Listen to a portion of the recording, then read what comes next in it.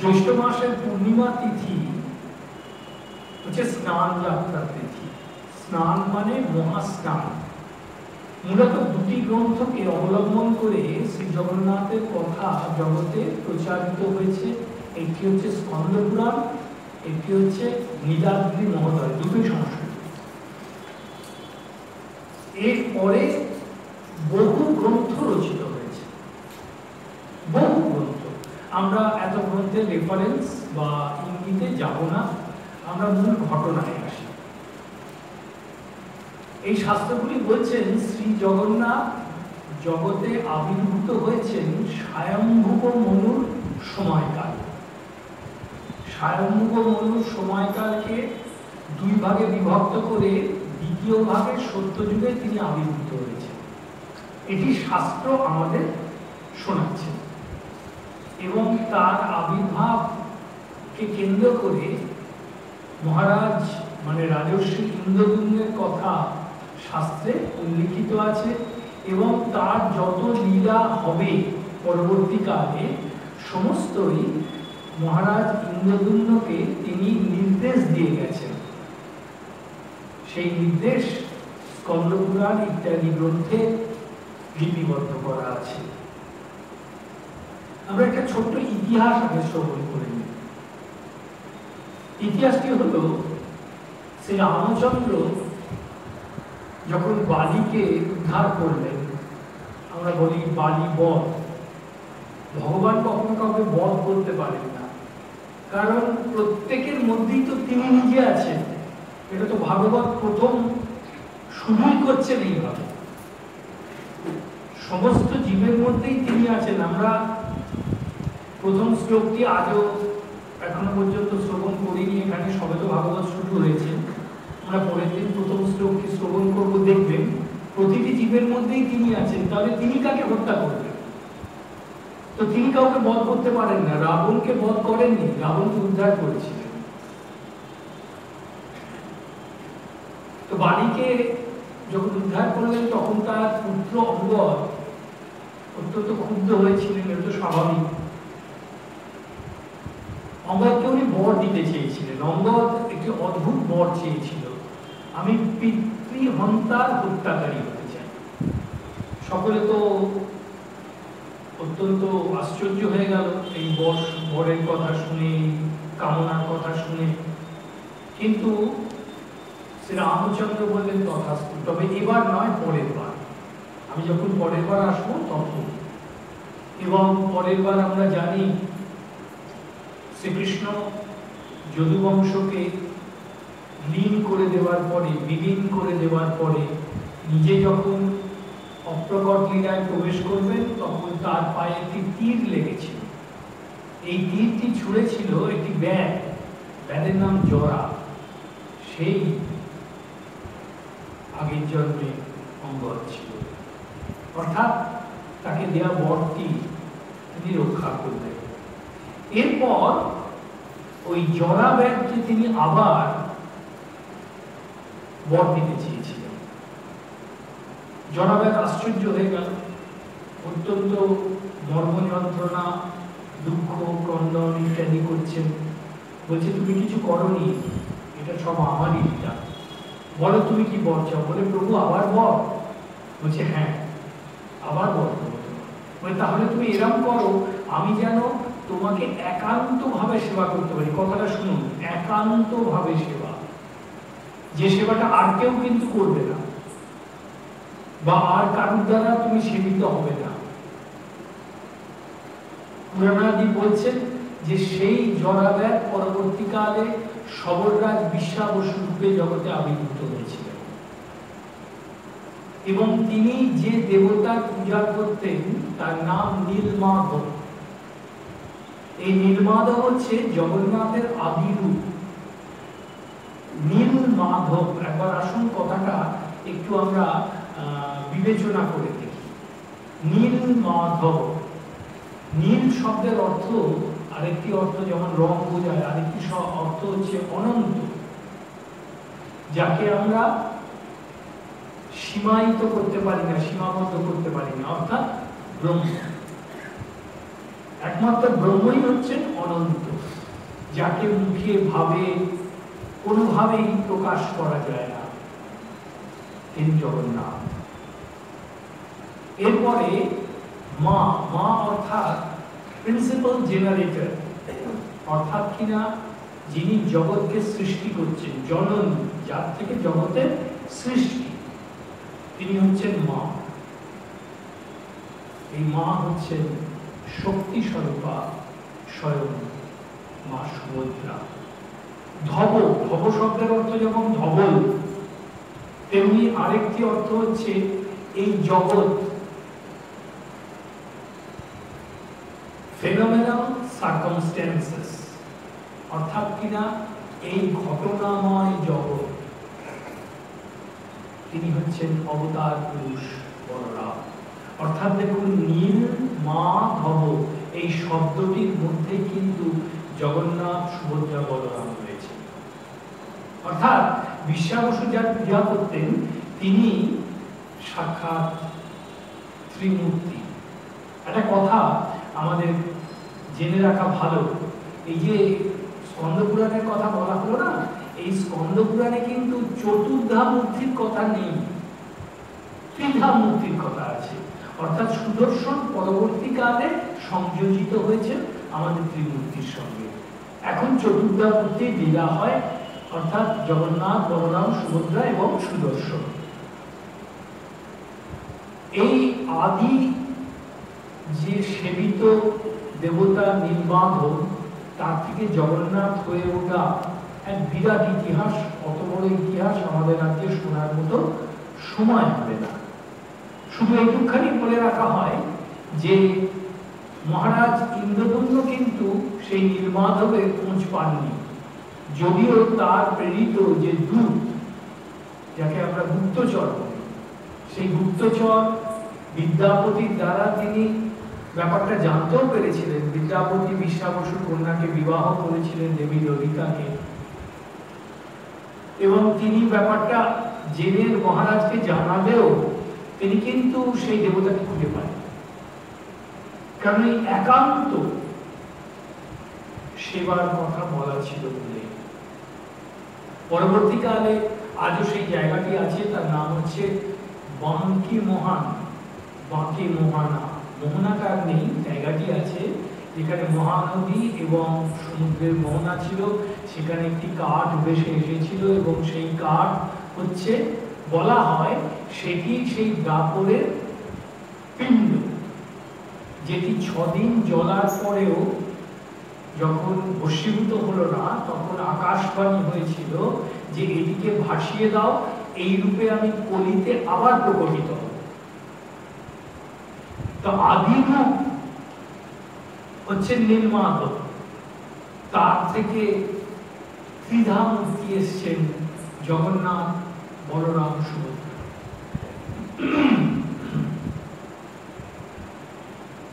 এই স্কন্দ-পুরাণে বলা আছে যে বছরে 12টা তার যাত্রা হয়। যাত্রা মানে গমন, গমন মানে লীলা। তিনি 12টা যাত্রা করেন, কিন্তু এই 12টা যাত্রার মধ্যে মাত্র 2টি যাত্রায় তিনি স্বকীয় অবস্থান গ্রহণ করেন, অর্থাৎ নিজে করেন, নিজে করেন এই 2টি যাত্রা।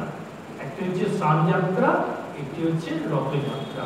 আর বাদবাকিগুলো তাহলে কি হয়? বাদবাকি যেমন এই যে জন্মাষ্টমী আসছে, তারপরে রুক্মিণী একাদশী আসবে, এরকম 12টি লীলা 12টি মাসে হয়ে থাকে।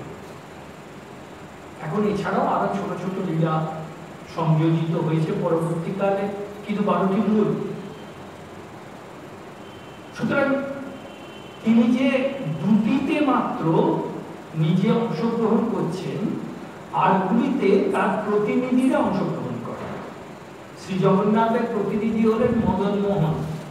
এদের প্রত্যেকের মন্দির আছে, কিন্তু আপনারা যদি পুরী শ্রীক্ষেত্র পুরী ধামের সমস্ত চত্বরটিকে পরিভ্রমণ করেন, দর্শনাদি করেন, তাহলে প্রত্যেকটি মন্দির দেখতে পাবেন। মদন মোহন জগন্নাথের প্রতিনিধি, বলরামের প্রতিনিধি হলেন শ্রী গোবিন্দ, মা সুভদ্রার প্রতিনিধি হলেন ভূদেবী, এবং সুদর্শনজির প্রতিনিধি হলেন শ্রী শ্রী নৃসিংহদেব। ইনারা অংশগ্রহণ করেন। কিন্তু যে স্বকীয় 2টি যাত্রা, এই 2টি যাত্রায় অংশগ্রহণ বড় অদ্ভুত। শ্রী জগন্নাথের মধ্যে সমস্ত ভাব একত্রিত হয়ে রয়েছে। শ্রী রামকৃষ্ণ কথামৃতে ঠাকুর বেশ কয়েকবার এই উক্তিটি করেছেন যে পুরীর জগন্নাথ সাক্ষাৎ পূর্ণ ব্রহ্ম সনাতন, পূর্ণ ব্রহ্ম সনাতন। এবং লীলা প্রসঙ্গ এবং শ্রী শ্রী রামকৃষ্ণ কথামৃতে আছে যে আমাকে কখনো পুরীতে নিয়ে যেও না, তাহলে দেহ থাকবে না। এই যে দেহ থাকবে না কেন, সেই লীলাটি আমরা পরে শ্রবণ করছি। তিনি লীলাকালে এটি জগৎকে দেখিয়ে দিয়ে গেছেন। কিরকম? তিনি যে সর্বদেবদেবী স্বরূপ, বলা হয় সর্বদেবদেবী স্বরূপায় শ্রী জগন্নাথায় তে নমঃ। কিরকম? স্নান বেদিতে যখন তাকে নিয়ে যাওয়া হয়, তখন তিনি জগন্নাথ হয়ে যান গণপতি, গণেশজি। যখন তিনি গমন করেন, যাত্রা করেন, তখন তিনি রুদ্র বা শিব। যখন তিনি রথে অবস্থান করেন তখন তিনি সূর্য। যখন তিনি রত্নবেদীতে অবস্থান করছেন তখন তিনি দক্ষিণা কালিকা মূর্তি। তাকে শক্তি মন্ত্রে জগতের কাছে আহ্বান করা হয় এবং প্রসাদ নিবেদন করা হয়। ওম ক্লীং কৃষ্ণায় গোবিন্দায় গোপীজন বল্লভায় স্বাহা। বলরামজির মন্ত্র সম্পূর্ণ কৃষ্ণ মন্ত্র। ওম নমো ভগবতে বাসুদেবায়। আর মা সুভদ্রার তো শক্তি বীজ ওম বীজ। এই হচ্ছে তার নিয়ম বা এই হচ্ছে তার রীতি। তা আমরা দেখলাম যে যতক্ষণ তিনি রত্নবেদীতে আছেন দক্ষিণা কালিকা, এবং যখন তিনি শয়ন করছেন তখন সাক্ষাৎ বিষ্ণু। তাহলে হিন্দুদের সমস্ত পূজার মধ্যে পঞ্চদেবতার পূজা হয়। এই পাঁচটি ভাব বা পাঁচটি দেবতার বিভিন্ন সম্প্রদায় জগতে অবস্থিত হিন্দুদের। আপনারা দেখবেন যে সমস্ত জায়গায় অত্যন্ত নিষ্ঠার সঙ্গে পূজা ইত্যাদি করা হয়, ষোড়শোপচারে পূজা হয়, সেখানে পূজার পূর্বেই পঞ্চদেবতার পূজা করা হয়। গণেশজি, শিব, দেবাদিদেব মহাদেব, সূর্য, শক্তি বা দুর্গা এবং বিষ্ণু। এবং এই পাঁচটি সম্প্রদায়ও আছে: গাণপত্য, শৈব, সৌর, শাক্ত, বৈষ্ণব। এবং এই পাঁচটি ভাব শ্রী জগন্নাথের মধ্যে রয়েছে বলে তিনি সর্বদেব দেবী সর্বায়। আচ্ছা, এই যাত্রা অর্থাৎ এই গমন এবং পূজা পদ্ধতি এবং পূজার যে সমস্ত মন্ত্রগুলি, এটা একটা অদ্ভুত সম্মিলন আছে। কিরকম সম্মিলন জানেন? এই যে পদ্ধতিগুলো কিন্তু সমস্ত শবর পদ্ধতি, মানে সেই আদিম বেদের পদ্ধতি, কিন্তু মন্ত্রগুলি সব বৈদিক মন্ত্র। এরকম আপনি কোথাও দেখেছেন ভারতবর্ষে কোন দেবতা পূজা হয় আদিম নিয়মে এবং বৈদিক নিয়মে একই সাথে? আমার জানা নেই, কিন্তু একমাত্র জগন্নাথের ক্ষেত্রেই তা হয়। যেমন দুটি উদাহরণ আমরা নিতে পারি, বেশি উদাহরণ নেওয়া যাবে না। এক নম্বর উদাহরণ হচ্ছে এই যে গমনটিকে ওড়িয়া ভাষায় বলা হয় পহন্ডি, বা সংস্কৃতে বলা হয় পাদহুণ্ডন। শিশুরা যেমন আদো আদো পা ফেলে যায়, ওটাকে বলে পাদহুণ্ডন। বাংলায় বলে পাডলি যাত্রা। শ্রী জগন্নাথ এবং শ্রী বলরামের কোমরে রেশমের দড়ি বেঁধে তাকে নাচাতে নাচাতে নিয়ে যাওয়া হয়। এই পদ্ধতি কিন্তু সহজ পদ্ধতি, আদি পদ্ধতি। এই পদ্ধতি কিন্তু আমাদের হিন্দুদের পদ্ধতি নয়। আপনারা দেখেছেন দুর্গা পূজা, কালী পূজা ইত্যাদি যে কোনো পূজাতে দেবীকে, দেবতাকে কোলে করে, কাঁধে করে নিয়ে আসা হয়। মা সুভদ্রা এবং সুদর্শনজিকে কিন্তু কোলে করে নিয়ে যাওয়া হয়। দ্বিতীয় হচ্ছে স্নান। এই স্নানের যে পদ্ধতি, এই স্নানের পদ্ধতিটিও কিন্তু সহজ। আমরা জানি যখন দেবতাদের স্নান হয় তখন কোনো পবিত্র নদীর জলে স্নান হয়, যেমন ধরুন গঙ্গা, গোদাবরী, যমুনা ইত্যাদি পবিত্র নদীর জলে স্নান করানো হয়। এটা আমরা জানি। আপনাদের কথা প্রসঙ্গে বলে রাখলে ভালো লাগবে, আপনারা কি জানেন দাক্ষিণাত্যে যে রামেশ্বরজির মন্দির, এই রামেশ্বরজির পূজা কোন জলে হয়? গঙ্গা জলে হয়। গঙ্গোত্রী থেকে নিয়ে যাওয়া হয় জল, এবং সেই গঙ্গা জলে স্বয়ং শ্রী শ্রী মা দেবতার পূজা করেছিলেন। এই জন্যই বলা হচ্ছে হিন্দুদের বা বৈদিক পদ্ধতি যারা মানে তারা স্রোতে বহা জল বা নদীর জলে মহাস্নান করা, কিন্তু সহজ পদ্ধতি হচ্ছে এমন স্থান থেকে জল গ্রহণ করতে হবে যেখানে সূর্যালোক পড়ে না।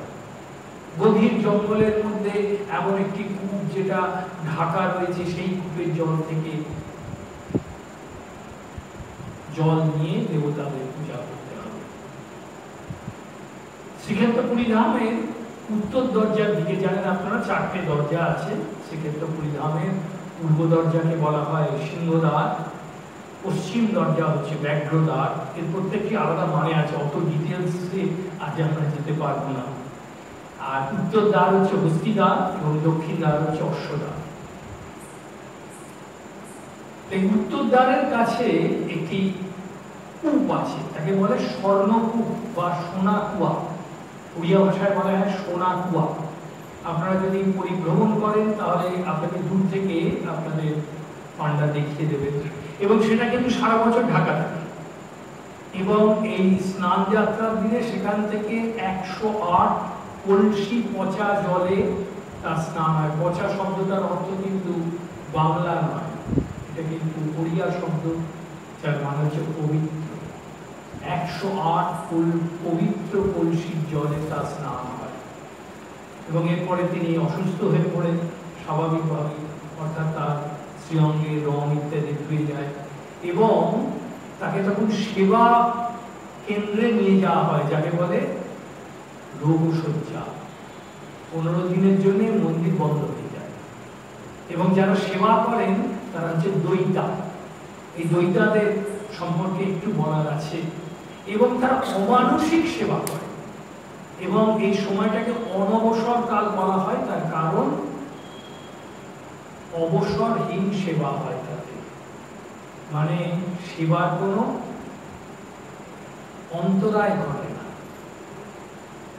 মানে কোনরূপ বিচ্ছেদ ঘটে না, সর্বসময় 24 ঘন্টা সেবা হচ্ছে। অর্থাৎ একজন লোক তো 24 ঘন্টা সেবা করতে পারে না, তার মানে লোক পরিবর্তিত হয়, কিন্তু তাদের খাওয়া দাওয়া ইত্যাদি সব সেখানে বসে হয়। এটা একটা অদ্ভুত ব্যাপার, সবার পদ্ধতি। যেমনি অসুস্থ হয়ে পড়লেন শ্রী জগন্নাথ, সঙ্গে সঙ্গে তার অন্নভোগ বন্ধ হয়ে গেল। স্বাভাবিক, জ্বর হয়েছে, অন্নভোগ হবে না।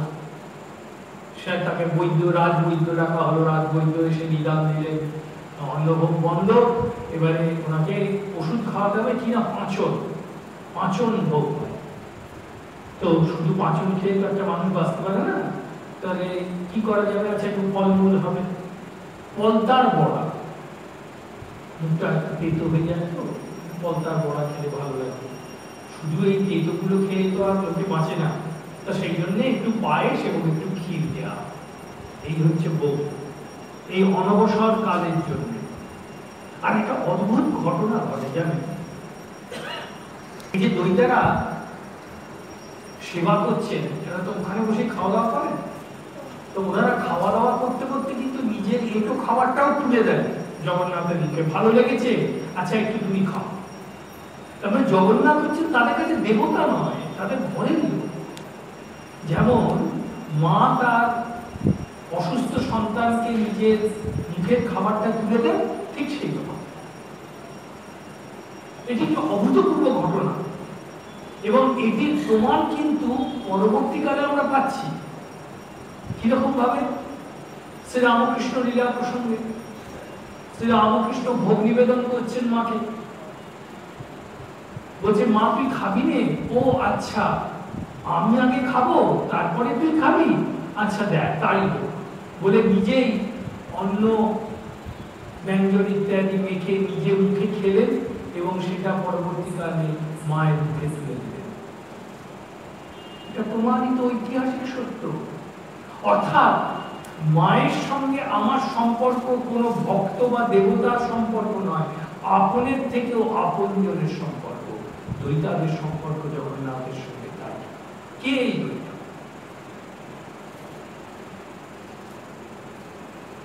স্কন্দপুরাণ, নীলাদ্রি মহোদয় ইত্যাদি গ্রন্থে এগুলি সমস্ত বলা আছে। দইটা হচ্ছে বিশ্বাবসুর বংশধর।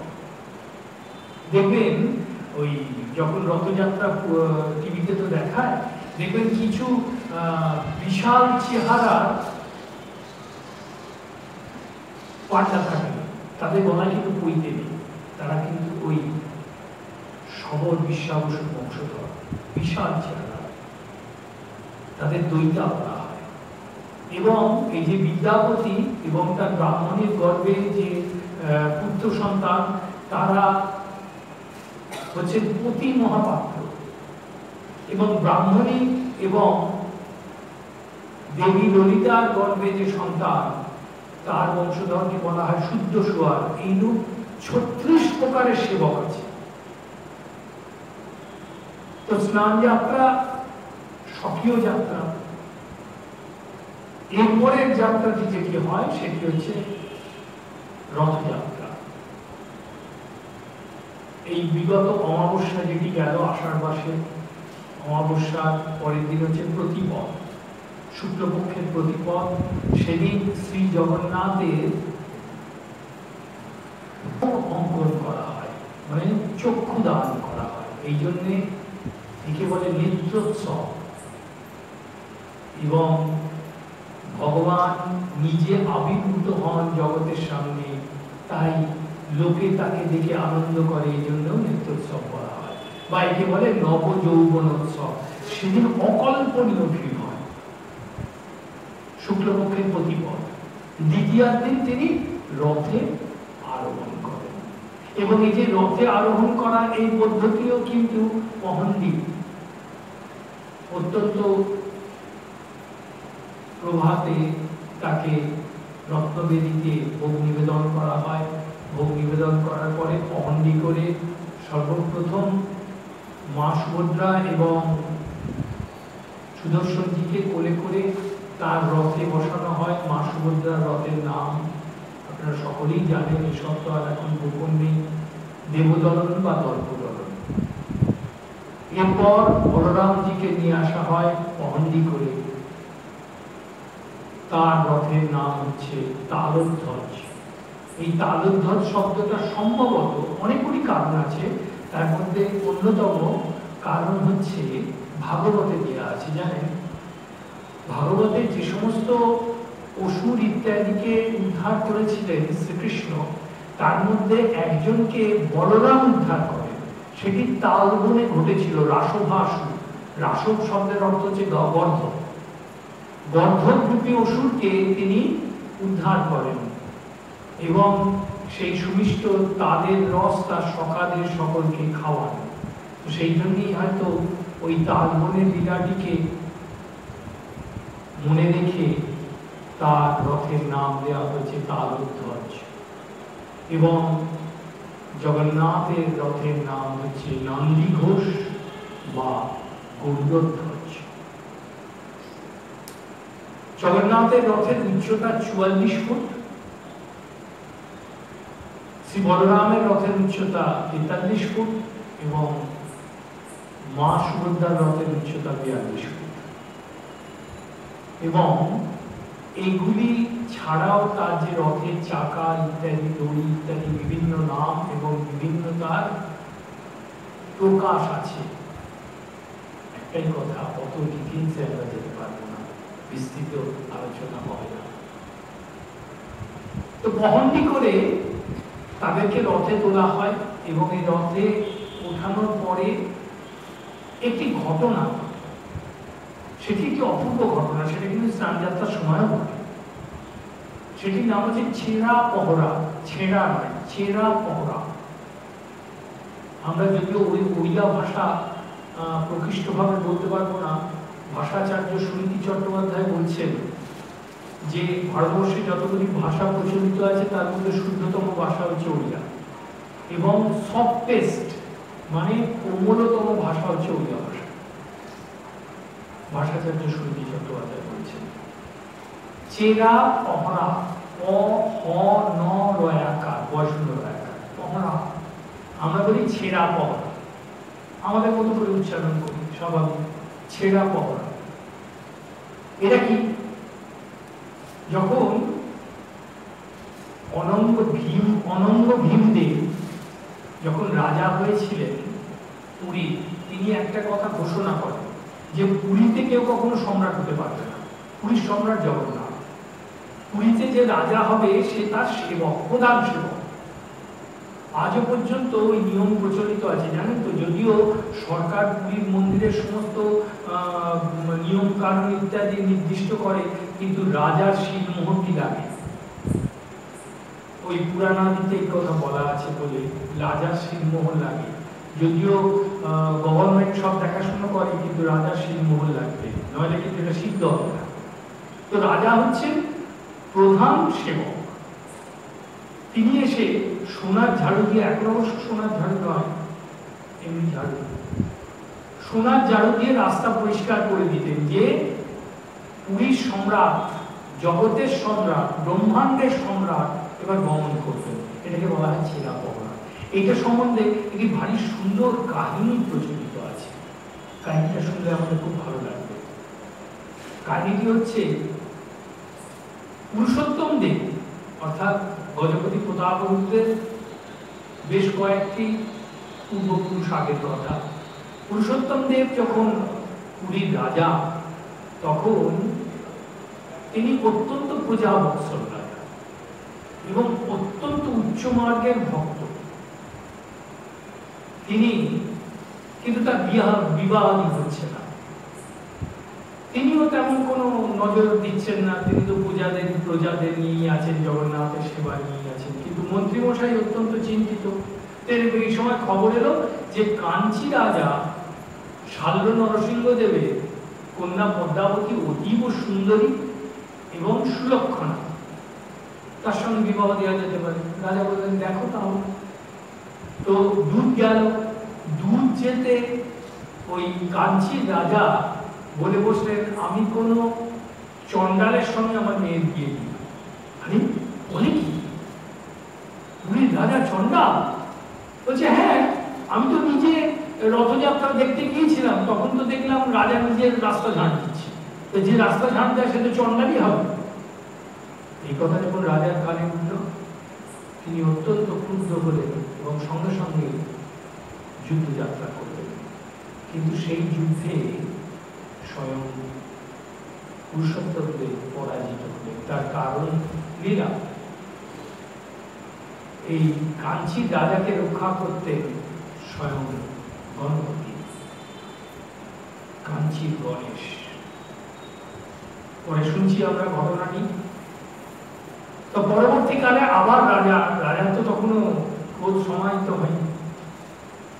রাজা তখন আরো সৈন্য সামন্ত একত্রিত করে এক বিশাল সৈন্য তৈরি করে জগন্নাথ মন্দিরে গিয়ে জগন্নাথকে বললেন, দেখো, আমি যুদ্ধযাত্রা করছি, এই যুদ্ধে যদি আমি পরাজিত হই আর ফিরব না, তখন দেখবো তোমার সেবা কে চাবে। মানে একরকম রীতিমতো শাসানি ভাবুন কি কাণ্ড। তো যাই হোক, ভক্তরা ভগবানের সঙ্গে এইভাবেই ব্যবহার করতে পারেন। এরপর আমরা নই, তিনি হচ্ছেন একচ্ছত্র ভক্ত। তো তিনি যুদ্ধযাত্রা করেছেন, পুরী থেকে সবে বেরিয়েছেন এবং পুরী থেকে বেরিয়ে একটু দূর যাওয়ার পরেই একটি গ্রাম পড়ে, তার নাম হচ্ছে আনন্দপুর। এই গ্রামে একটি মহিলা বাস করেন, গোয়ালিনী, তার নাম মানিকা। তিনি অত্যন্ত ভক্ত মহিলা। তিনি নিজের গাই গরু আছে, সেটা দিয়ে যা দুধ, ঘি, ছানা ইত্যাদি ইত্যাদি হয়, কিছু হাটে বিক্রি করেন, কিছু সেবা দেন ইত্যাদি। তো দেখছেন রাজা তো মহা বিশাল সৈন্য সমাবেশ করে এগিয়ে চলেছেন। হঠাৎ দেখছেন ওই আনন্দপুরে যখন এসে পৌঁছেছেন, মানিকা হাত তুলে ছুটে আসছে যে দাঁড়াও তোমরা। সেনাপতি বলছে, কি ব্যাপার, আমরা যুদ্ধযাত্রা করছি, তুমি এসে আমাদের এরকম বিরক্ত করছো কেন? মানিকাকে সকলেই চেন। বলছে, আমি রাজার সঙ্গে দেখা করবো। বলে, এখন রাজার সঙ্গে দেখা হবে না। বলে, তা বললে তো হবে না, রাজার সঙ্গে আমার দেখা করতেই হবে। তো এই সমস্ত হট্টগোলে সৈন্য সামন্ত সব থেমে গেছে। রাজা বলছেন, কি ব্যাপার, কি হলো? বলছে, না এরকম ঘটনা। বলে, তাকে নিয়ে এসে দেখি একবার। প্রজাবৎসল রাজা। তো বলছে যে, আচ্ছা আপনার কিরকম আকেল বলুন তো। হ্যাঁ, রাজা কি বলছে, কি কাণ্ড। বলছে, হ্যাঁ রাজা, দেখুন এসব তো আমাদের মতো লোক নন, ভক্ত লোক। এরা হঠাৎ ক্রুদ্ধ হয়ে পড়েন না। হ্যাঁ, এই সমস্ত মানসিক স্থিতি না থাকলে কিন্তু ভক্ত হওয়া যায়। যেমনি একটা বিপরীত কোনো সমালোচনা বা কিছু সম্মুখীন হলাম, সঙ্গে সঙ্গে ক্ষিপ্ত হয়ে উঠলাম, এটা ভক্তের উদাহরণ। আর মহারাজ অত্যন্ত যাই হোক, বলছে কেন কারো কি হয়েছে, কি বলছে তুমি দুটো বালককে যুদ্ধ করতে পাঠিয়েছ। বালককে যুদ্ধ করতে পাঠিয়েছি আমি? কি বললো? আমি তো যুদ্ধে যাচ্ছি। বলছে না, এই তোমরা আসার কিছু আগে দুটি ঘোড়সওয়ার এলো, দুই বালক, আহা, একটি কালো একটি ধরে। তাদের মুখের দিকে তাকালে দৃষ্টি ফেরানো যায় না, কি অপরূপ তাদের দেখতে, কিন্তু ঘাম ঝরছে। তো বাচ্চারা ঘোড়া থেকে নেমে আমার কাছে এসে বললো, মা আমরা অনেক দূর থেকে আসছি, আমাকে একটু জল দেবে, বড্ড তেষ্টা পেয়েছে। তো বাচ্চাদের আমরা কি করে শুধু জল দিই, দুটো সরের নাড়ু দিলাম, দিয়ে দু ঘটি জল দিলাম। তো বাচ্চারা খেয়ে বললো, মা আমাদের বড্ড খিদে পেয়েছে। তো আমার ঘরে যা ছিল সমস্ত খেয়ে বলে আহ খুব শান্তি হলো। তারপরে যে কালো, সে বলছে যে মা তুমি তো এগুলো হাটে বিক্রি করতে না, আজকে তো তাহলে তোমার বিক্রি করা হবে না। বলে তাতে কি আছে, একদিন না খেয়ে থাকলে কিছু নয়। বলে না না না না না, এ তো বড় অন্যায় কাজ। তো শোনো, তুমি বরঞ্চ এই আংটিটা রাখো, রাজা আসছে পেছনে, রাজাকে দেবে, তাহলে আর তোমার কোনো চিন্তা থাকবে না। তা আমি জিজ্ঞেস করলাম, বাচ্চারা কোথায় যাচ্ছ তোমরা? বলে আর বলো না, দেশের রাজা আমাদেরকে শাসিয়েছে যে আমাদেরকে যুদ্ধে যেতে হবে। তো কি আর করি বলো, তাই যুদ্ধে যাচ্ছে। রাজা তো তখন মাথা ঘুরতে আরম্ভ করেছে। বলছে যে আচ্ছা দেখি আংটিটা। তখন আঁচল থেকে খুলে আংটিটা বার করে দিয়েছেন মালিকা। দেখছেন মস্ত বড় ঘিরে বসানো একটি আংটি। বলছি এই আংটি তুমি কোথায় পেলে? বলে কোথায় আর পাবো বাবা, ওই যে কালো সে আমায় দিল। বলছে জানো এই আংটি কার? বলছে না, আমি কি করে জানি? বলছে এই আংটি হচ্ছে গোবিন্দের অভিষেকের আংটি, মানে জগন্নাথের অভিষেকের আংটি। রাজা তখন নেমে পড়েছেন ঘোড়া থেকে, সাষ্টাঙ্গে মানিকাকে প্রণাম করে বলছেন, মা তুমি জানো না তুমি আজকে কার সেবার অধিকার পেয়েছো? স্বয়ং জগন্নাথ বলরাম এসে তোমার হাত থেকে সেবা নিয়ে গেছে, তুমি মহা ধন্য। তার সমস্ত ব্যবস্থা আদি করে দিলেন রাজা। এবার আর যুদ্ধের কি আছে বলুন? কাঞ্চিতে গিয়ে কাঞ্চির রাজা নিজেকে সমর্পণ করলেন। কিন্তু রাগ তো কমেনি রাজা পুরুষোত্তম দেবের। তিনি দুটি কাজ করলেন, কাঞ্চি রাজ্যকে তিনি বিনষ্ট করলেন। তিনি দুটি কাজ করলেন। এক, কাঞ্চির যে ইষ্টদেব অর্থাৎ গণেশ, তাকে সব শুধু তুলে নিয়ে চলে এলেন। আর কাঞ্চির যে রাজকন্যা, তাকে সম্মান পুরস্কার তাকে পালকি করে নিজের দেশে নিয়ে চলে। আজও কাঞ্চি গণেশ পূজিত হচ্ছে। মন্দিরের উত্তর দিকে কাঞ্চি গণেশের মন্দির আছে। আপনারা যারা পুরী গিয়েছেন তারা অবশ্যই দর্শন করেছেন। আজও পূজিত হচ্ছে। তো এবার ওই পদ্মাবতীকে নিয়ে এসে মন্ত্রীকে বললেন, দেখো আমি এই কাঞ্চি রাজকন্যাকে নিয়ে এসেছি, আমার দেশে একজন চণ্ডালের সঙ্গে বিয়ে দিতে। বেশ, এবার মহারাজ তো ভুলে গেছেন ঘটনার কথা। 1 বছর কেটে গেছে, আবার সেই রথযাত্রা এসছে, আবার সেই চেনা পহরা চলছে। এমন সময় দেখেন মন্ত্রী ছুটতে ছুটতে আসছে। কি ব্যাপার? মহারাজ আপনি একটু অপেক্ষা করুন। বলছি এই সময় তুমি আমাকে বিরক্ত করছো কেন মন্ত্রী? এই সময় তো আমি বিশেষ কাজে ব্যস্ত আছি। বলছে হ্যাঁ, এই সময়টাতেই দরকার। বলছে আপনি আমাকে একটা কাজের ভার দিয়েছিলেন, মনে আছে? কি কাজ? বলছে ওই যে পদ্মাবতীর বিবাহ। বলছে হ্যাঁ, আমি চণ্ডালের সঙ্গে বিয়ে দিতে বলছিলাম, তুমি দাওনি? বলছে না, আমি চণ্ডাল খুঁজে পাই। কি? আমার দেশে একটা চণ্ডাল তুমি খুঁজে পেলে না? বলছে মহারাজ দাঁড়, যতই হোক রাজকন্যা তো, জেসে চণ্ডালের হাতে কি আর দিয়ে দেওয়া যায়? বলছে জেসে চণ্ডাল মানে চণ্ডাল আবার ভালো খারাপ কিরকম পাবে?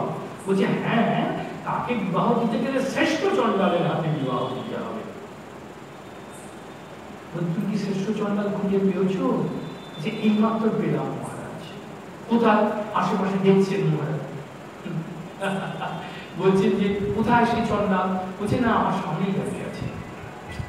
মহারাজ বলছেন কি আমি চন্ডাল? বলছে হ্যাঁ মহারাজ, আপনি দেশের চন্ডাল নন, মানুষের চন্ডাল নন, আপনি জগন্নাথের চন্ডাল। দেখুন ভক্ত মানুষ তো বুঝতে পারেন কথাগুলো, সঙ্গে সঙ্গে হাত জোড় করলেন মহারাজ এবং সেই জগন্নাথের রথের সামনে পদ্মাবতী এবং পুরুষোত্তম দেবের বিবাহ সম্পন্ন হলো। তারই বংশধর হচ্ছেন গজপতি প্রতাপ এবং আজকের যে মহারাজকে দেখেন সেই একই বংশের। তো এইভাবে রথযাত্রা শুরু হয় এবং রথ প্রথমে বলরাম দেবের রথ, তারপরে সুভদ্রা মাইয়ার রথ, তারপরে জগন্নাথ দেবের রথ। এই রথযাত্রার উদ্দেশ্যটা শুধু কি পৌরাণিক উদ্দেশ্য, আর কোন উদ্দেশ্য নয় না। পরবর্তীকালে হিন্দুদের অনেক স্মৃতিশাস্ত্র তৈরি হয়েছে, তার ফলে জগন্নাথ মন্দিরে হিন্দু ছাড়া কারো ঢোকা মানা। কিন্তু জগন্নাথ তো পূর্ণ ব্রহ্ম সনাতন, তিনি তো কারণ একার দেবতা নন, হিন্দু ছাড়া আর কারো দেবতা তিনি হবেন না এমন কথা তো কোনো শাস্ত্রে বলে না। তাই তিনি নিজের সিংহাসন থেকে নেমে রাস্তায় বেরিয়ে আসেন জগৎকে দর্শন দেওয়ার জন্য, সেখানে সবাই তাকে দর্শন করতে পারে। আরেকটা নিয়ম আছে, আপনি আপনার রান্না করা কোনো খাবার কিন্তু জগন্নাথকে নিবেদন করতে পারবেন। আপনাকে সেখান থেকে মানে মন্দির থেকে ভোগ কিনে মানে মিষ্টান্নাদি কিনে তাকে নিবেদন করতে হবে। কিন্তু আমার অন্তরে তো ইচ্ছা হতে পারে যে তাকে রান্না করে কিছু খাওয়াই, সে ব্যবস্থাও তিনি রেখেছেন। কি অপূর্ব ব্যাপার! বলগন্ডি বলে একটি জায়গা আছে, এই বলগন্ডি নামক স্থানে যখন গিয়ে রথ পৌঁছয়, রথ কিছুক্ষণ সেখানে দাঁড়ায় এবং দাঁড়িয়ে সেখানে একটি বড় ভোগ হয়। নানান লোক সেখানে ভোগ দিতে পারে, নিজের রান্না করা বস্তুও সেখানে সমর্পণ করা যেতে পারে জগন্নাথের সামনে। জগন্নাথ গ্রহণ করে, তিনি সর্বদেবদেবী স্বরূপ, সকলের আত্মা স্বরূপ, সকলের আপনের থেকেও আপন, তাই তিনি গ্রহণ করেন। এই বলগন্ডি নিয়ে একটি ঘটনা আছে, কত ঘটনা শুনবো, সময়ের দিকে পার হয়ে যাচ্ছে, শুনি আমরা। বলগন্ডির ঘটনাটা না শুনলে আমাদের আনন্দ হবে না। বলগন্ডিতে যখন রথ এসে পৌঁছয় সেখানে কিছুক্ষণ দাঁড়ায়, মোটামুটি যে হিসেব পাওয়া যাচ্ছে 1513 সালে প্রথম শ্রী চৈতন্যদেব, মোটামুটি যে হিসাব পাওয়া যাচ্ছে তাতে 1513 সালে শ্রী চৈতন্যদেব প্রথম শ্রীক্ষেত্র পুরীধামের রথযাত্রায় অংশগ্রহণ করেন এবং গৌড়ীয় ভক্ত এবং ওড়িয়া ভক্ত সবাই তাতে অংশগ্রহণ করেন। এই শ্রী চৈতন্যদেব যখন পুরীতে এসে পৌঁছন, তিনি ছিলেন কঠোর সন্ন্যাসী। তিনি কোনো নারী মুখ দর্শন করতেন না, কোনো বিষয় সঙ্গ করতেন না, কঠোর সন্ন্যাসী। আমি এ বিষয়ে বিস্তৃত আলোচনায় এখন যেতে পারবো না। মহারাজ প্রতাপরুদ্র বহুবার চেষ্টা করেছেন তাকে দর্শন করার, কিন্তু দর্শন করতে পারেননি। এই জন্য তার অন্তরে মহা দুঃখ। কিন্তু রায় রামানন্দ ভট্টাচার্য সার্বভৌম, অর্থাৎ বাসুদেব সার্বভৌম ভট্টাচার্য, এনারা মহারাজকে সান্ত্বনা দিতেন যে আপনি চিন্তা করবেন না, অবশ্যই আপনি একদিন তার কৃপা পাবেন। এই যে ছেঁড়া পহরা হচ্ছে, ছেঁড়া পহরা দর্শন করে শ্রী চৈতন্যদেব রথের দিন উচ্চারণ করলেন, অত মানি লোক হয়ে এত নিকৃষ্ট সেবা করছে, ইনি অবশ্যই জগন্নাথের কৃপা পাবেন। রায় রামানন্দ কথাটি শুনে মহারাজকে বললেন, আপনি ছাড়পত্র পেয়ে গেলেন, আপনি ছাড়পত্র পেয়ে গেছেন, আর আপনার কোনো চিন্তা নেই। তো যাই হোক, সেই বছর অত্যন্ত বিস্তৃতভাবে আলোচনা আছে চৈতন্য চরিতামৃতে কিভাবে সেই রথযাত্রা হয়েছিল এবং 7টি দলে বিভক্ত হয়ে সেখানে মহাসংকীর্তন হয়েছে এবং মহাসংকীর্তনের সঙ্গে সঙ্গে শ্রীচৈতন্যদেবের মধ্যে মহাভাবের প্রকাশ করছে। কখনো তার শ্রীঅঙ্গ রক্তিমাভ ধারণ করছে, কখনো হলুদাভ ধারণ করছে, কখনো পিতাভ ধারণ করছে, কখনো কুসুমাভ ধারণ করছে, ইত্যাদি ইত্যাদি। তো তিনি উদ্যান সংকীর্তন করতে করতে চলেছেন। বড়বন্দিতে এসে একটু শ্রান্ত হয়ে পড়েছেন, তাকে সরিয়ে নিয়ে গিয়ে একটি গাছের তলায় অর্ধশয়ন অবস্থায় রাখা হয়েছে। তিনি তো অর্ধবাহ্য দশায় সেই অপূর্ব ভাবকে আস্বাদন করছেন। এই অবস্থায় রায় রামানন্দ প্রমুখ এরা মহারাজকে বললেন, মহারাজ অত্যন্ত পণ্ডিত, মহারাজকে বললেন আপনি আপনার পোশাক ছেড়ে ফেলুন, ছেড়ে ফেলে বৈষ্ণবের পোশাক পরুন, বৈষ্ণবের পোশাক পরে এই হচ্ছে একটিমাত্র সুযোগ, এই সময় গিয়ে মহাপ্রভুর চরণ সেবা করুন। মানে শ্রীচৈতন্য মহাপ্রভু উড়িষ্যাতে জগন্নাথ দেবকে বলা হয়, শ্রীচৈতন্য দেবের চরণ সেবা করুন। মহারাজ তাই করলেন। মহারাজ শ্রীচরণ তুলে নিয়ে, বক্ষে তুলে নিয়ে তাতে পাদ সম্বাহন করছেন, পায়ে হাত বুলিয়ে দিচ্ছেন এবং রাস পঞ্চোধ্যায় বলছেন। এবং রাস পঞ্চোধ্যায় শুনতে শুনতে শ্রীচৈতন্যদেব অন্তরে অপরূপ রস আস্বাদন করছেন। করতে করতে ৩১তম অধ্যায় এসেছেন দশম স্কন্ধে, যেটা হচ্ছে গোপীগীতা।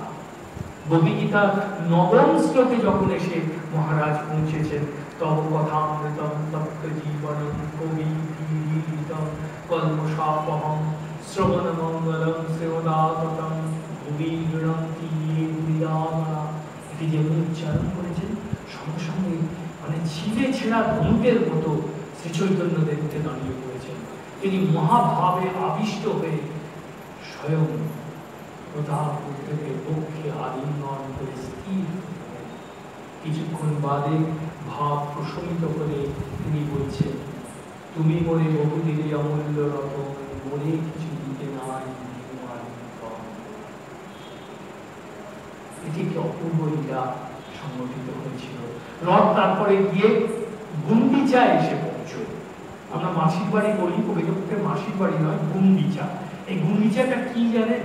এই গুন্ডিচায় প্রথম জগন্নাথের শরীর তৈরি হয়েছে। এই গুন্ডিচা সম্বন্ধে অনেক ঘটনার কথা আছে।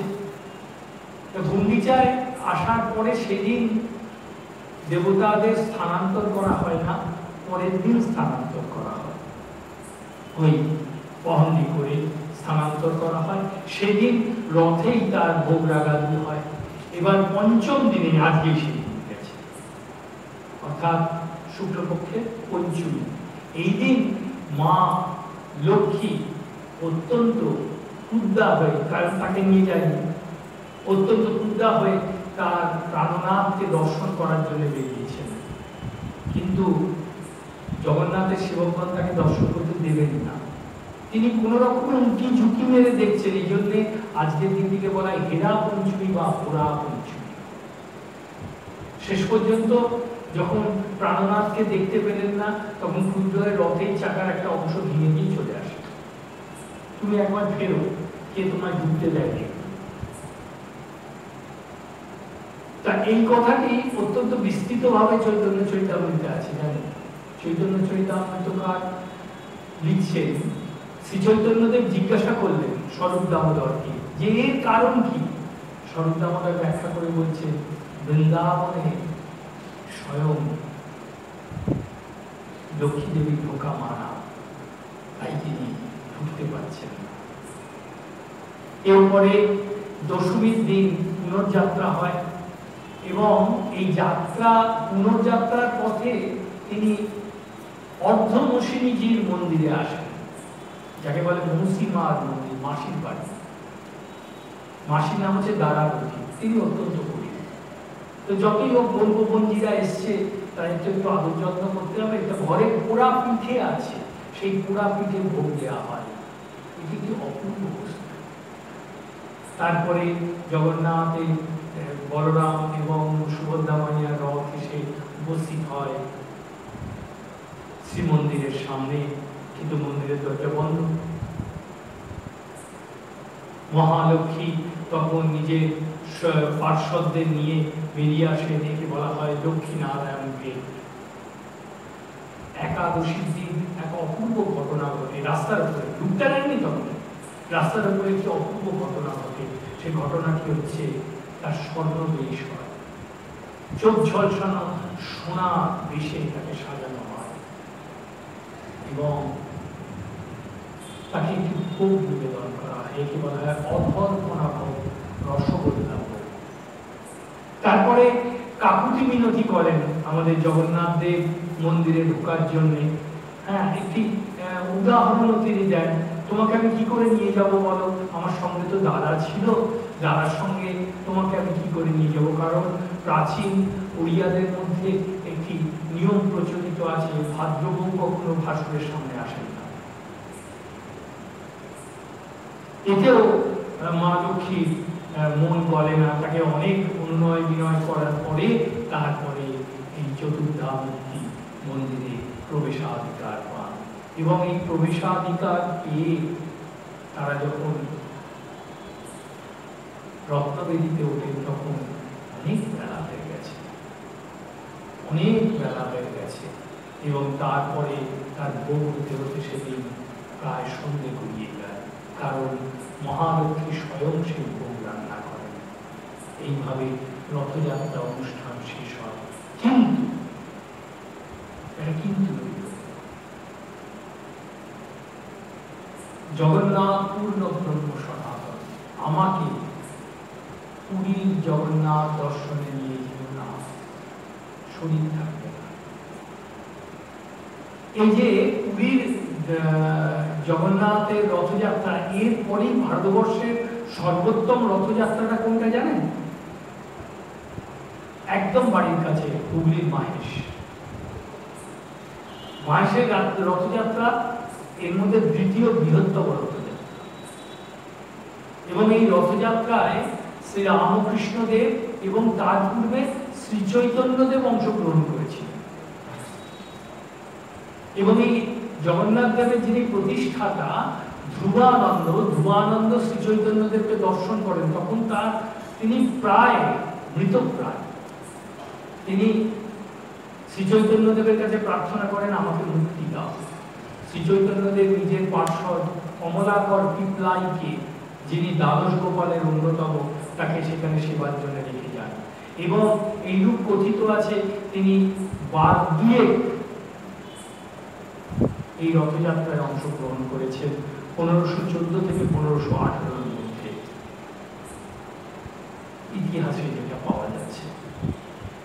তো শ্রী রামকৃষ্ণ এই মাহেশের রথযাত্রায় অনেকবার অংশগ্রহণ করেছেন। মনমোহন মিত্র, গিরীন্দ্র মিত্র, যারা কোন্নগরে বাড়ি, এরা কি জানেন তো? মনমোহন মিত্র হচ্ছেন রাজা মহারাজের শ্যালক।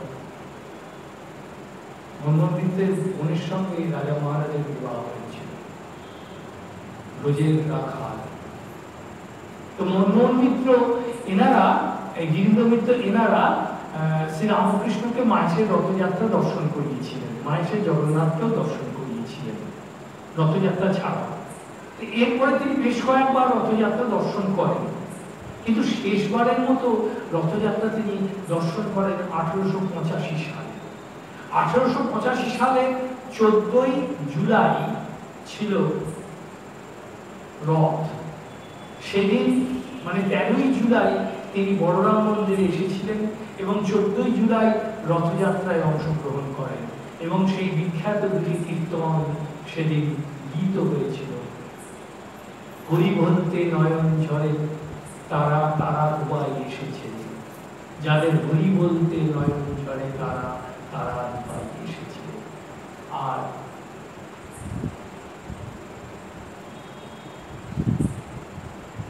গৌর ভাবে টলমল শান্তিপুর গুরু নদী ভেসে তার, এই কীর্তন গীত হয়েছিল, আরো কীর্তন গীত হয়েছিল। এটা হচ্ছে 14ই জুলাই। 21শে জুলাই উল্টো রথের দিন ঠাকুর তখন অসুস্থ, তখন বড় রোগ হয়েছে, তিনি মাহেশে যাবেন ঠিক করলেন। সঙ্গে গেলেন 3 জন, একজন হচ্ছেন হরিপদ কালো, কালো হরিপদ, যোগেশ্বর এবং গোলাপ মামা। এরা তিনজন ঠাকুরের সঙ্গে গেলেন। একটি বাড়ি ভাড়া নেওয়া হয়েছিল, 3তলা বাড়ি। তো 3তলা বাড়ির 3য় তলে, মানে আমরা তো গ্রাউন্ড ফ্লোরটাকে 1তলা বলি, তো 3য় তলে তিনি অবস্থান করছেন। খিচুড়ি রান্না করেছেন গোলাপ মা, খেতে পারলেন না, গলায় অসম্ভব ব্যথা। এদিকে দুপুর গড়িয়ে বিকেল হচ্ছে, শিঙা বেজে উঠল এবং জগন্নাথের রথযাত্রা শুরু হলো। একটা কথা এখানে না বললে কিন্তু অসম্পূর্ণ থাকবে। এই 1885 সালের 21শে জুলাই এবং 14ই জুলাই অসম্ভব ভিড় হয়েছে মাহেশে। বলবেন কেন? মাহেশে তো এমনি ভিড় হয়। তার কারণ সেই বছর প্রথম লোহার রথ বা স্টিলের রথ প্রথম গমন করে। এর আগে কাঠের রথ ছিল, প্রতি বছর নষ্ট হয়ে যেত, তাকে সারাতে হতো। এই বছর প্রথম স্টিলের রথ বা লোহার রথ প্রথম গমন করে এবং এটি দান করেছিলেন আমাদের খুব কাছের একজন মানুষ, শ্যামবাজারে তার বাড়ি, কৃষ্ণচন্দ্র বসু। শ্যামবাজার ট্রামদীপুর পাশে বাড়ি, আজও আছে। কৃষ্ণচন্দ্র বসু এটি দান করেছিলেন এবং তৈরি করেছিলেন মাটির বাড়ি। এটা 4তলা, মানে 1তলা মানে ground floor, ground, first, second, third, মানে 1তলা, 2তলা, 3তলা, 4তলা। এবং এটি নবচূড়া রথ। দেখেছেন দক্ষিণেশ্বরের মন্দির, নবচূড়া মন্দির, এই রথটি নবচূড়া, অপূর্ব সাদৃশ্য। এবং প্রথম তলায় থাকে শ্রী চৈতন্যদেব, 2য় তলায় থাকেন রাধা কৃষ্ণ, 3য় তলায় থাকেন স্বয়ং রামচন্দ্র, ভগবতী সীতা এবং 4র্থ তলায় থাকেন জগন্নাথ, বলরাম, সুভদ্রা। এবং এই রথ টেনে মাসির বাড়িতে নিয়ে যাওয়া হয় এবং সেখান থেকে পুনর্যাত্রা হয়। তো পুনর্যাত্রা শুরু হয়েছে। অত অসুস্থ শ্রীরামকৃষ্ণ, তিনি ওই যেমনি শিঙার আওয়াজ শুনলেন, সঙ্গে সঙ্গে তৎপর করে দোতলায় নেমে এলেন। এসে বারান্দা থেকে দেখছেন যে রথযাত্রা শুরু হয়েছে। তিনি একদম ছুটে রথের সামনে গিয়ে উপস্থিত হয়েছে। তার ভক্তরা তখন তাকে ধরতে পারছে না এবং রথ এগিয়ে আসছে। তিনি সেই রথের সামনে দাঁড়িয়ে মহাভাবে আবিষ্ট হয়ে পড়লেন। রথের চাকা এগিয়ে আসছে, ভক্তদের প্রাণ প্রায় গলার কাছে এসে গেছে যে একটু বাদেই কিন্তু রথের চাকা তার ঘাড়ের উপর এসে পড়বে। ঠিক সেই সময় এই 50 জনের মতো গোয়ালা সম্প্রদায়ের লোক এসে তাকে একটা রিং বা একটা সার্কেল বা একটা বৃত্ত করে তাকে আড়াল করে তোলে। তারা তো রথ টানছিল। 50 জনের মতো যখন রথ টানা ছেড়ে দেয় তখন রথ থেমে গেছে। সকলেই জিজ্ঞেস করছে কারণটা কি। এদিকে তারা গাইতে আরম্ভ করেছে, ওরে দেখ আমার সোনার ঠাকুর এসেছে, একবার যদি মন হয় তবে চোখ খুলে দেখ আমার সোনার ঠাকুর এসেছে। তারা গাইছে আর ওই বৃত্ত করে মহাভাবে আবিষ্ট শ্রী রামকৃষ্ণকে আড়াল করে রেখেছে। আর ভয়ঙ্কর হুড়োহুড়ি আরম্ভ করে, বুঝলেন, ভয়ঙ্কর হুড়োহুড়ি। কোনোভাবে সবাই একবার তাকে দর্শন করতে চেষ্টা করছে। তার শরীরে সেই শ্রীচৈতন্যদেবের মতো মহাভাবের সমস্ত লক্ষণগুলি প্রকটিত হয়ে আছে। অনেক প্রচেষ্টায় কোনোভাবে তাকে সেই জনমণ্ডলীর মধ্যে থেকে বের করে আনা হলো এবং তারপরে তার শরীর অত্যন্ত অসুস্থ হয়ে গেছিল। প্রত্যেকেই 50 জন এসেছিলেন। 50 জনের মতো, হয়তো 55 হতে পারে, কেউ জানে না। শ্রী ভগবানের লীলা এভাবেই হয়। আচ্ছা, পূর্ণ ব্রহ্ম সনাতন এটা কে বুঝতে পারে? সেই বুঝতে পারে যে তাকে আত্মসমর্পণ করেছে। তার ভক্ত হৃদয়ে প্রবেশে আমরা কখনো তার গমন বলি না, আমরা কখনো তার মহাপ্রয়াণ বলি না, আমরা বলি ভক্ত হৃদয়ে প্রবেশ করা। তিনি ভক্ত হৃদয়ে প্রবেশ করলেন 16ই আগস্ট 1886। এর বছর তিনেক বাদে গোপালের মা অঘরমণি দেবী অর্থাৎ কামারহাটির বামী, তিনি ওই রথযাত্রা দর্শন করতে মাহেশে গিয়েছিলেন। বেশ, তো মাহেশে খুব ভিড় হয়েছে, রথযাত্রা দর্শন করছেন। তিনি কোনো রকমে ওই ভিড়ের মধ্যে ধাক্কাধাক্কি করেও তিনি কোনো রকমে দড়িতে একবার ছুঁয়েছেন। এইবার রথের দিকে তাকাতেই দেখেন রথেতে জগন্নাথের জায়গায় স্বয়ং শ্রীরামকৃষ্ণ গোপাল। আরে এ কি আশ্চর্য! তিনি চোখটা পুছলে কোন রকমে দেখছেন না, এ তো গোপাল, মানে শ্রীরামকৃষ্ণ। এরপর ডায়ে বায়ে ওপর নিচে যা দেখছেন সবই তার কাছে গোপাল মনে হচ্ছে, জগৎ তার কাছে গোপালময়। এবং এই কামারহাটি বাঙালির মুখ থেকেই আমরা শুনি কি বলছেন তিনি। বলছেন, আমি তখন নেচে কেঁদে হেসে গড়িয়ে একটা কুরুক্ষেত্র করে দিয়েছিলাম। জগৎ তার কাছে রাম কৃষ্ণময়, পূর্ণ ব্রহ্ম সনাতন। কারা দর্শন করেছিলেন? গোপীরা দর্শন করেছিলেন। যথা যথা দৃষ্টি পড়ে তথা তথা কৃষ্ণ স্ফুরে। মা যশোদার অংশ স্বরূপা এই গোপালের মাতা দর্শন করলেন এবং জগতের কাছে ঐতিহাসিক প্রমাণ রেখে গেলেন, পূর্ণ ব্রহ্ম সনাতন, জগতে তিনি ছাড়া আর কেউ। তাকে প্রণাম জানানোর আগে আমরা একটি ছোট্ট শ্লোক আস্বাদন করব। জানেন, শাস্ত্রে মানে বিভিন্ন গ্রন্থাদিতে শ্রী চৈতন্য দেবের লিখিত আর কোন গ্রন্থ অবশিষ্ট নেই। শ্রী চৈতন্য দেবের নিজের হাতের লেখা, তিনি তার নিজের রচিত জগন্নাথ অষ্টকম ছাড়া, সেই জগন্নাথ অষ্টকমে দুটি ছত্র আমরা আস্বাদন করব।